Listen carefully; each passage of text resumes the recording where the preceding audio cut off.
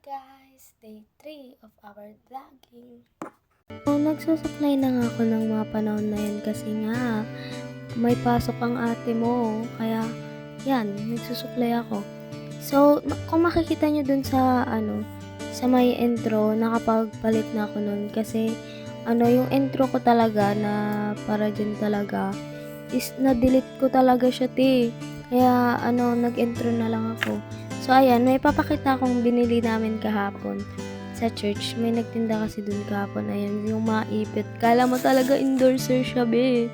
Kaya ayan, pinapakita ko talaga. And may salamin na rin akong nabili. Kaya yan.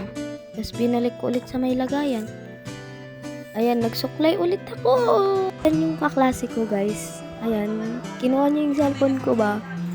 Ayan, nag-video. Ay, pinakita pa talaga ako. Ayan, tawang-tawa siya Siya si Shane pala. Shane yung pangalan niya.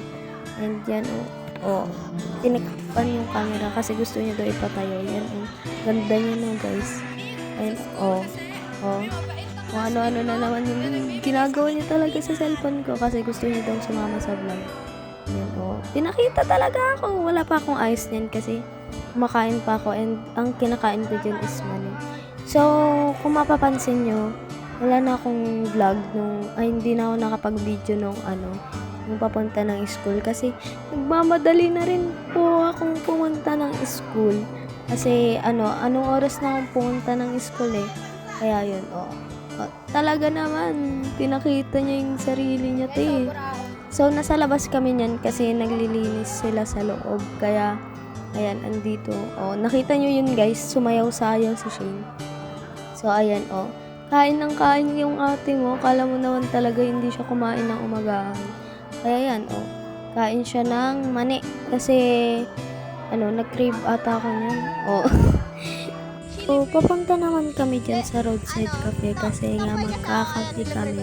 Kasi gusto ko ng matcha and nagki-crave ako. Kaya, nag-roadside cafe na lang kami. Matatagpuan po pala to sa roadside ng papunta ng Baguio. Alam niyo na yun, sa roadside sa highway. Ayan, pinakita talaga yung face niya. Pero guys, baliktad dyan kasi nagpahiga pala ako kanina ng camera. Kaya baliktad siya. Naalala ko, grabe, half ng mukha. So, malapit na nga kami dyan. And ayan, papunta na kami dun sa paloob. Ayan, tinignan pa talaga mga kaibigan ko, diba? So, ayan. Papasok na kami niyan. Nakapasok na kami. And grabe, sobrang sarap ng matcha nila, guys. And may mga iba pa naman na mga inumin doon sa mga hindi gusto ng matcha. So, may sumulpot yung kaibigan ko. So, ayan nga po pala yung inumin namin. 2 matcha and 1 whip stop. Ito yung dalawa kong best friend na nilibre ko.